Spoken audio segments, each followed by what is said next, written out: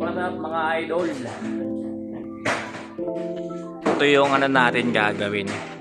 Bali ito kasi kahoy siya, tapos gagawin na natin steel yung pang second floor. Ayan, gumamit tayo dito ng 2x4. Dito naman gumamit tayo ng 2x3 steel tubular. Ayan yung magsisilbing pinakang framing natin. Tapos dyan sa part na yan is gumamit din tayo ng 2x4.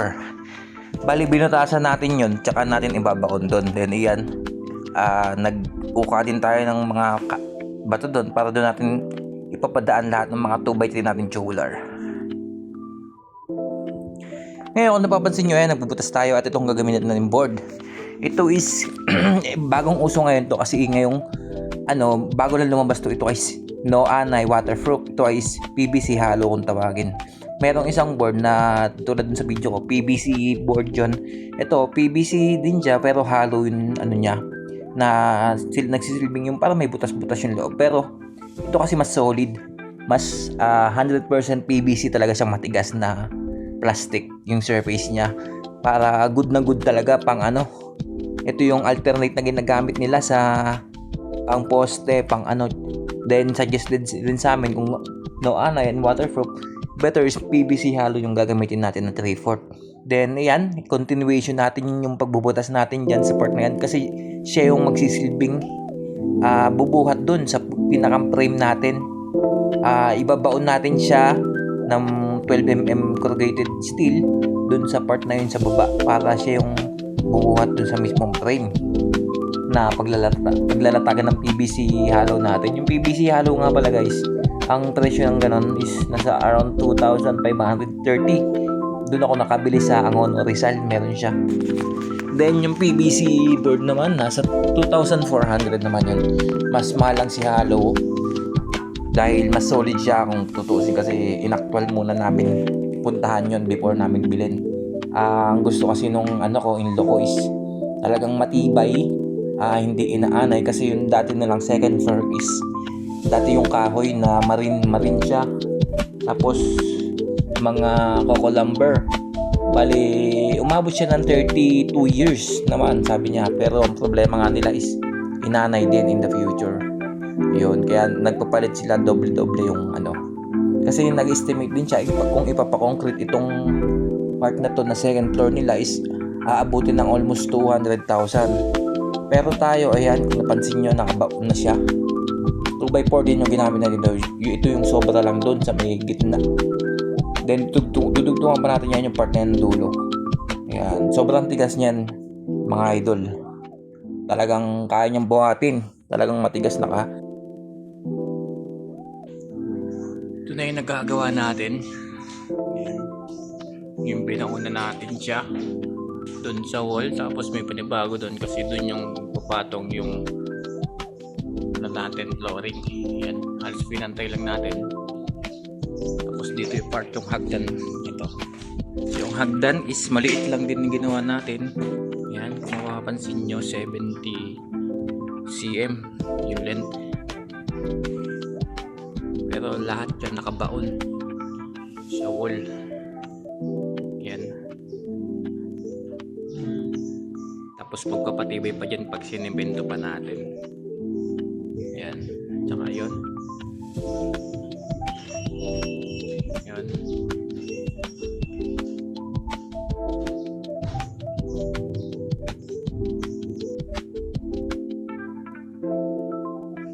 Dito idol ay magkakasana tayo dyan ng pinakang mga braces niya. Ang sukat ng braces natin is 56 cm kasi dinivide lang natin siya sa into 4x8 na wood na 122 by 244 cm. Ayan mga idol. Bali ito kasi first day pa lang namin gumawa ngayon since medyo gamay na namin pagdating sa ganito, kaya medyo mabilis namin nakuha yung diskarte kasi nga nakailang loop na kami mga ginagawa, then i-apply mo lang siya sa construction na ganito. Madali mong makukuha basta kabisado yung mga sukat-sukat.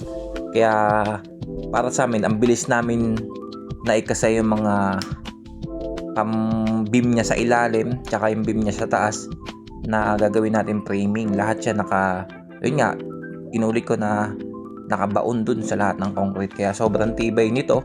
Tapos isa pa, ang gagamitin natin board is PVC hollow. Sobrang tibay din yan. Talagang as long as hindi siya masusunog, yun, prone lang siya. Pero alam ko ano siya may fire resistant din siya. Yun yung tinanong ko kung prone ba siya sa sunog, apoy, ganun. Hindi naman siya fire resistant daw, ganun. Yun sabi sa akin seller. Kaya napaka-goods kami kasi nga kung susumahin, kung di nababasa yung bakal is for lifetime uses na, pas matagal pa siguro.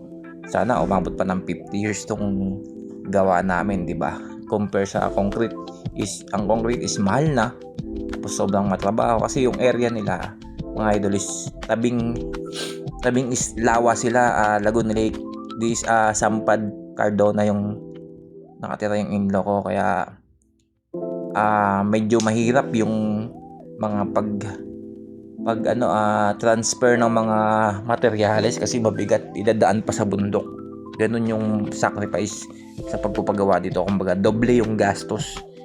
Compare dito nga yung inopera namin na ganyan, sinuggest ko, since marami na tayong modernong mga ginagamit ngayon, marami ng upgraded na ginagamit ngayon, better mag-PVC nga. Kasi nga, ang laging tanong nila, baka anayin kasi yung kalabing bahay nila, halos yung bahay, sobrang dami ng anay, termite, ganon. Kaya yun yung worries nila. Then yung budgeted nila, tight budget din. Kaya ngayon, estimate kami, maabot pa lang kami ng materials natin, siguro around 70k, ganon, yung materials. All in na yun, pati may division kasi yun, pati pinto. Yung pinto natin, and then steel tubular din na 1x2.